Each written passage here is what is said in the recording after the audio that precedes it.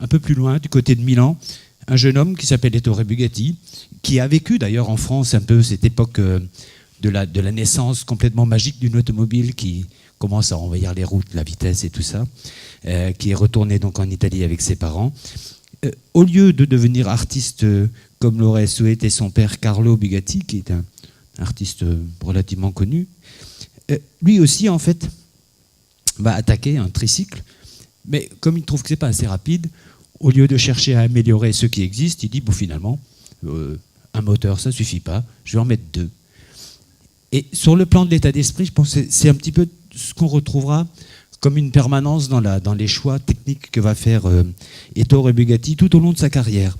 Il ne sera pas forcément innovateur au plan technique. On a parlé du double arbacam en tête, il va seulement l'adopter, et encore, parce que son fils insiste beaucoup au début des années 30, donc je sais que c'est relativement long, parce qu'il a d'autres choses, il a d'autres idées en tête, et il va se lancer dans cette course à Vérone d'abord en 1899, course qu'il remporte une première fois.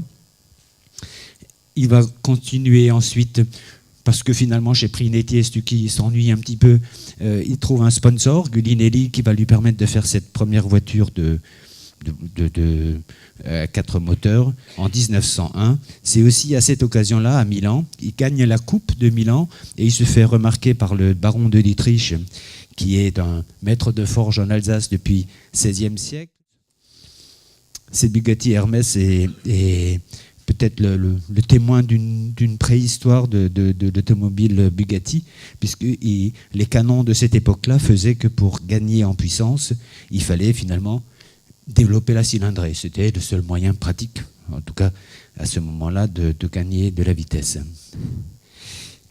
Commence ensuite encore un petit passage du désert avec un passage chez Deutz en Allemagne, où là aussi, son idée était de créer une voiture dans un état d'esprit totalement différent. C'est-à-dire, au lieu de continuer à augmenter les cylindrées, les poids, les volumes, c'est de réduire tout ça et de créer un concept global.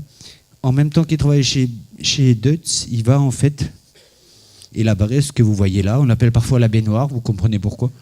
C'est une voiture qui n'a finalement rien à voir avec ce qui se fait à cette époque-là. C'est quelque chose de relativement petit, frêle, presque d'apparence, et qui va marquer le nom de Bugatti, le petit pur sang, ou le pur sang. C'est un petit peu l'image qui va s'accoler à cette marque à partir de ce moment-là, et pour très longtemps, jusqu'à aujourd'hui encore, qui naît dans ces années-là. En 1909, c'est aussi l'envie lui prend, après 10 ans finalement de pratique dans 3 ou 4 entreprises différentes, de créer sa propre marque, qui va créer donc non loin de Strasbourg, à Molsheim, enfin à Dorlisheim, sinon ils vont être fâchés. Molsheim, c'est tout près, mais c'est important. Et il va créer le type 13. On est à l'année suivante. Il essaye en 1923 une autre forme, vous voyez, qui n'a rien à voir, plutôt un genre aile d'avion coupé, avec une garde au sol extrêmement basse, comme vous le constatez en haut sur la photo, grâce à un renversement des châssis, donc une solution technique qu'il va abandonner tout de suite l'année d'après, puisque finalement le seul exemplaire survivant est encore à Mulhouse, mais